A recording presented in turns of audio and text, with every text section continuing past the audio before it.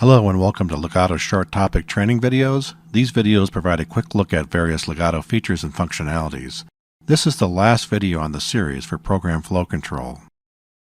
So let's get out of whatever it is that we're doing. There are basically three ways to leave a function or a script. The last statement, global or block, is encountered. That'll cause a function or the script to end. A return statement is encountered within a particular function, and if it happens to be the main function, then it'll exit the script. Or an exit statement is encountered, which just causes everything to stop. The return statement ends the current function and returns to the caller.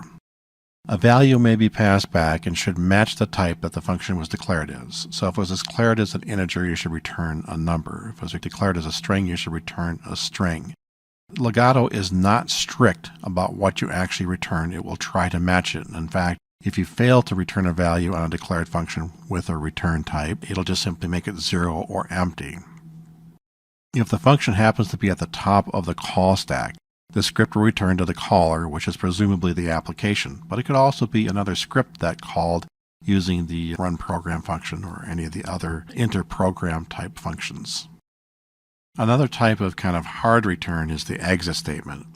It's like return, except it's going to exit and return right back to the caller, which is presumably the application.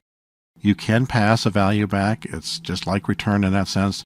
The difference is that an exit, no matter how deep you are in functions or whatever, will unwind the entire program stack and just leave with that particular value. This can be convenient at times when you've had some sort of significant error or just simply want to get out. In a free-flowing script, that actually is a little more programmatically clear to say exit rather than return, because you aren't inside of a function, so return, while that will work, doesn't quite make sense because you're not inside of a function. There are a number of other statements that will actually cause a flow change or can be used for flow control. With dialog procedures, when you have an OK or cancel, that's going to cause a procedure to be executed for validating or on a cancel. And if they succeed, you'll have the flow actually exit the dialog box function. You can also force that to happen by executing a dialog post-cancel or a dialog post-OK, which would be similar to the user hitting OK or cancel.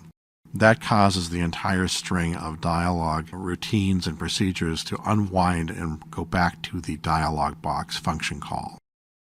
And that concludes this video series on program flow control. If you have any questions, contact support.